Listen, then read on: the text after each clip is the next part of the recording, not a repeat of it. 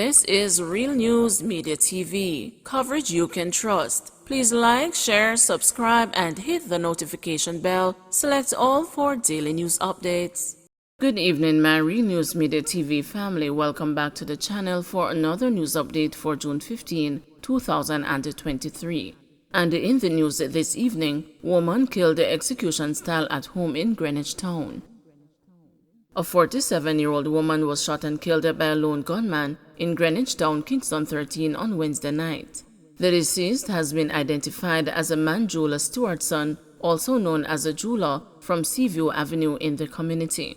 Reports are that about 8:25 p.m., the now deceased was sitting on a chair among other family members when a lone gunman entered the premises on foot and approached her before opening fire, hitting her in the head. Stewartson, after being shot, fell to the ground, and the shooter reportedly stood over her and continued firing shots at her head before making his escape in the area. Reacting to the execution-style murder of the woman, a resident bemoaned the ongoing violence in the area. "People are dead, man or woman, because of war a fight down here. People are get shot up and some are dead. I know everything that happened around here make the news," the female resident told the news. The St. Andrew South police are probing the fatal shooting. JDF mourns murder of Army Major. The Jamaica Defense Force says it is saddened by the shooting death of Major Bonnie Paul Williams in St. Andrew this morning. According to the JDF, his attackers stole his licensed firearm. Williams was serving at the Jamaica National Reserve as a brigade medical officer.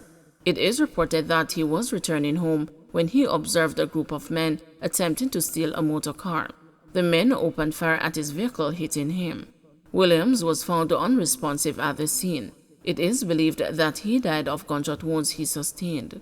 Major Williams epitomized the selflessness in his service towards his fellow citizens. His death will be a matter of enormous sadness to those who knew him and to those whose lives he has impacted, said Brigadier Ricardo Blejen, Brigade Commander, Jamaica National Reserve.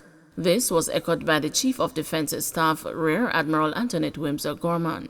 Major Williams lived as a nation builder as he served his country with unwavering commitment and professionalism.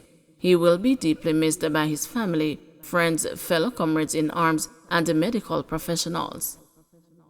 2 killed in Westmoreland home invasion.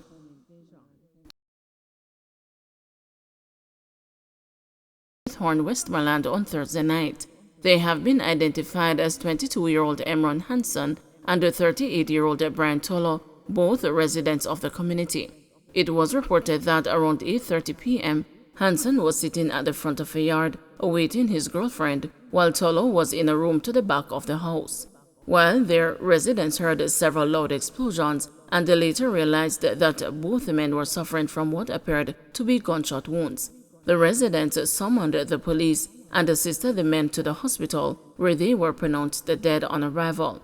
The police later found several spent casings while processing the scene. No motive has yet been established for the killing. Protesters block Melrose Hill Road in Manchester. A section of the old Melrose Hill Road was blocked on Thursday by residents and the taxi operators in protest over the deplorable condition of a section of the road. The protesters downed 3 branches blocking vehicular traffic. Traffic changes were made to the Melrose Hill bypass since last May to accommodate only westbound traffic. Eastbound traffic has been diverted to the old Melrose Hill Road. The changes were made to facilitate work on the Maypen to Williamsfield leg of Highway 2000. The project is expected to be completed by August. The highway project, which will reduce travel time between Kingston, Mandeville, and other points west, was originally scheduled for completion in October 2022. The last date of completion given was March 2023, before a timeline was given for January 2023. The blockage on Old Melrose Hill Road has since been cleared. Concerns raised after Tesha Miller relatives gained access to appeal hearings virtual platform. Concerns were on Thursday morning raised by prosecutors regarding the presence of 3 individuals purported to be relatives of convicted felon Tesha Miller, who gained access to the virtual platform on which an appeal is being heard on his behalf at the Court of Appeal in downtown Kingston. Two of the individuals, who are females, have been seen on the platform since Monday when the matter began. The male, however, showed up on Wednesday morning but quickly left the platform after he was called out.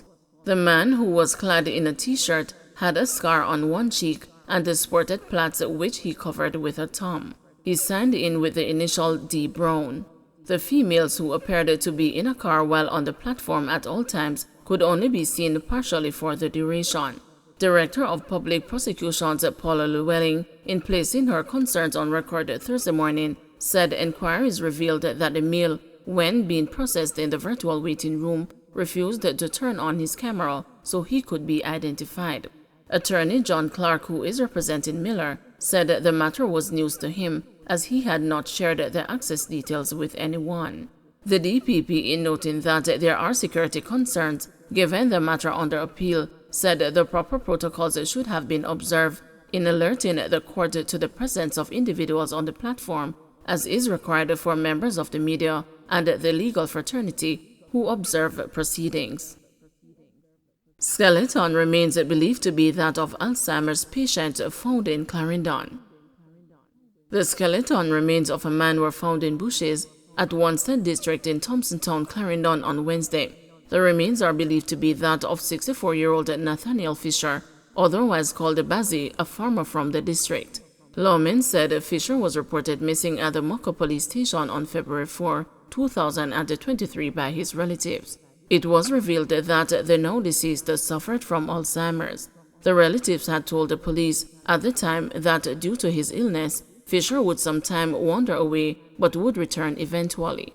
Police said another farmer from the district was cutting yam sticks yesterday when he stumbled upon the skeleton remains on the ground between some trees. He made an alarm and called other community members, who then reported the matter to the Mocco police. The police visited the area and, with the assistance of residents who led them along a route down a gully into bushes, saw the skeleton remains. Items of clothing and a pair of black rubber slippers were found near the remains, the police said. The scene was processed and the remains removed pending a post-mortem examination. Jamaicans urged to take hurricane preparations seriously. Met Service Director Evan Thompson is cautioning Jamaicans against slipping into complacency this hurricane season. The 2023 Atlantic hurricane season has been forecast to be near normal. Mr. Thompson said preparations for the season should be taken seriously. Our actions, our preparations cannot be normal. We cannot take the position where when a hurricane watch is announced, that is when we move to making some kind of preparation. We rush to the hardware stores or we rush to the supermarkets. That should not be our activity, but that is what is normal for us. So we must not adopt the posture of normality as we move through this hurricane season, even if it is considered to be a normal season in terms of the number of storms or hurricanes that could develop. The Office of Disaster Preparedness and Emergency Management said it has spearheaded a number of preparatory activities for the 2023 Atlantic hurricane season. Richard Thompson, Director General of ODPEM, said that the agency has been working with the municipal corporations to ramp up preparedness at the parish level. ODPEM, along with the local authorities, continue to train our shelter managers to put them in a state of readiness to ensure that they can effectively manage the shelters whenever time persons are in the shelters, along with all the necessary. Also, on the side of our relief distribution, if that is required, the National Welfare Committee, our humanitarian committee, continues to do extensive work to ensure that in the case of any disasters, we're in the hurricane season, but we're also prone to other hazard impacts. We can also have an earthquake in the middle of our hurricane season, that the necessary processes are in place to ensure that if we have to respond to persons from a welfare standpoint, that those measures are in place. Don't forget to like, share, subscribe, and hit the notification bell. Select all for daily news updates.